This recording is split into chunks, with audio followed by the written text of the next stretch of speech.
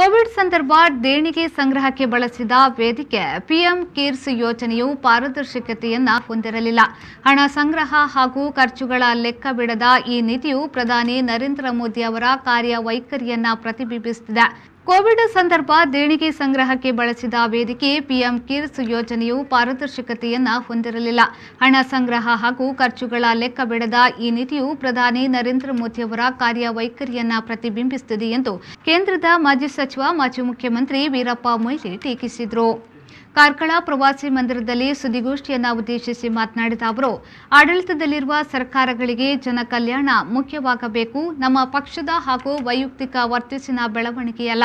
ಮೋದಿಯವರು ವ್ಯಯಿಸುತ್ತಿರುವ ಜಾಹೀರಾತು ಹಣದ ಮೊತ್ತವೇ ಇದೆಲ್ಲವನ್ನ ಬಹಿರಂಗಪಡಿಸುತ್ತದೆ ಎಂದರು. ಕೋವಿಡ್ ಸಂಕಷ್ಟದಲ್ಲಿ ದೇಶದ ಜನತೆ ಇನ್ನೂ ಹೊರಬಂದಿಲ್ಲ.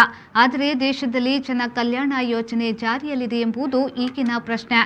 ಯಾವುದೇ ಉದ್ಯೋಗ ನೀಡುವ ಬೃಹತ್ ಯೋಜನೆ ಈ ಸರ್ಕಾರ ನಡೆಸುತ್ತಿದೆಯೇ?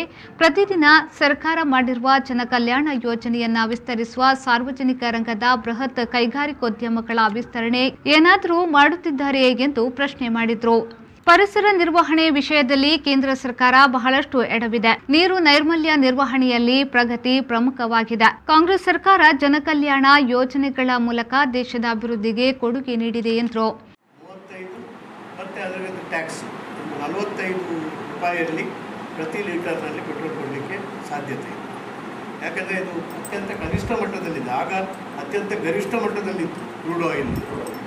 ಆ ಸಂದರ್ಭದಲ್ಲಿ ಗರಿಷ್ಠ ಮಟ್ಟದಲ್ಲಿರುವಾಗ ನಾನು ಅದಕ್ಕೆ ಸಬ್ಸಿಡಿ ಕೊಡ್ತಾಯಿದ್ದೆ. ಫಾರ್ ಎಕ್ಸಾಂಪಲ್ ಇದಕ್ಕೆ ಸಿಲಿಂಡರಿಗೆ, ಒಂದು ಗ್ಯಾಸಿಗೆ ಆಗ 300-350ಕ್ಕಿಂತ ಹೆಚ್ಚು ಆಗ್ತಾ ಇರಲಿಲ್ಲ. ಈಗ ಎಷ್ಟಿದೆ? ಆವಾಗ ನಿಜವಾಗಿ 750 ರೂಪಾಯಿ ಇತ್ತು ಸಿಲಿಂಡರಿಗೆ. ನಾನು ಅದಕ್ಕೆ ಸುಮಾರು 400 ರೂಪಾಯಿ ಸಬ್ಸಿಡಿ ಕೊಡ್ತಾಯಿದ್ದೆ ಸರ್ಕಾರದಿಂದ. ಟ್ಯಾಕ್ಸ್ ಆಗ್ತಾ ಇರಲಿಲ್ಲ. ಇದು ಟ್ಯಾಕ್ಸ್ ವಿಪರೀತ ಆಗಿದೆ. ಸೆಂಟ್ರಲ್ ಎಕ್ಸೈಸು ಮತ್ತು ಇಲ್ಲಿ ವ್ಯಾಟು ಎಲ್ಲ ಸೇರಿ ವ್ಯಾಟ್ ಮತ್ತು ಸೆಂಟ್ರಲ್ ಎಕ್ಸೈಸ್,